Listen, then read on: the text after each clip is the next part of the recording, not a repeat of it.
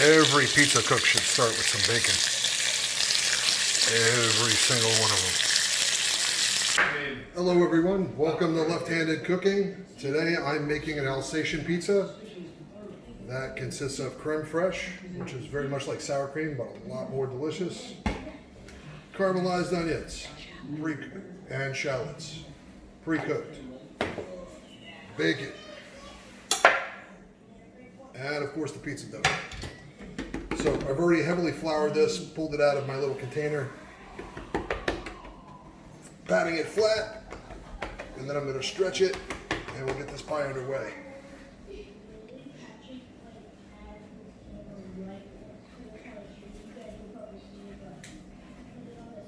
Just a little bit of a stretch, almost there.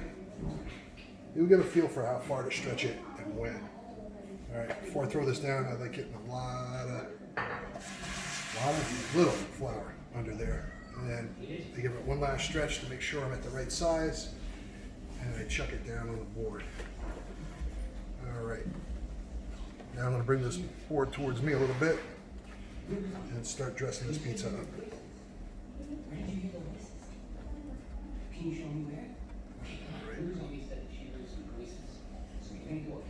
So step one, about 3-4 spoons of creme fraiche.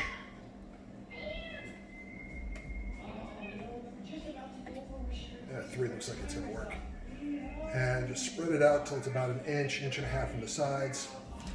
You don't want to go too heavy because this stuff does melt and it does turn into an oil slick, but it is so nutty and delicious that it's highly, highly recommended to go with something like this versus sour cream or ricotta, which would be the same pie. So anyway, the Alsatian pizza, first time we had it was at a place called Pico over on Tremont Street in Boston. Shout out to Pico.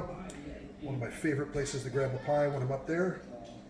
All right, so creme fraiche, Gruyere, but first we're gonna start with caramelized onions.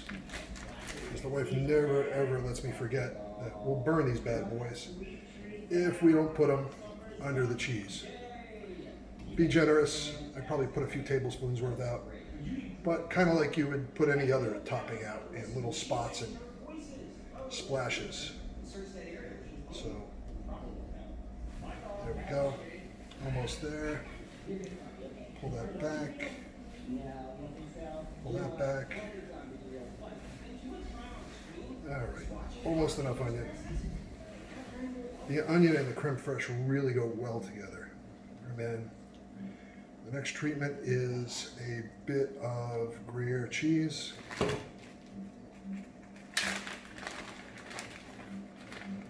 You typically just shred it with a cheese shredder. And this you want a light amount. You don't want to go like extra cheese level, but you want to make sure there's enough at the edges so that it melts and kind of keeps the creme fraiche from moving around on you. So that's probably a good amount of that. I'm going to drop more over here. I'm going to drop more over here. All right, that's looking good. Finally, bacon. We just go crazy with the bacon.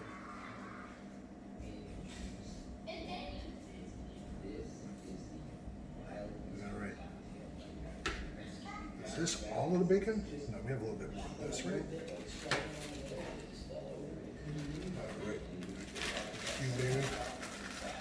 My wife is probably the better cook in the house most days, but I'm the one that makes the pizzas. All right, this thing gets one more treatment, which is a little bit of black pepper over the top.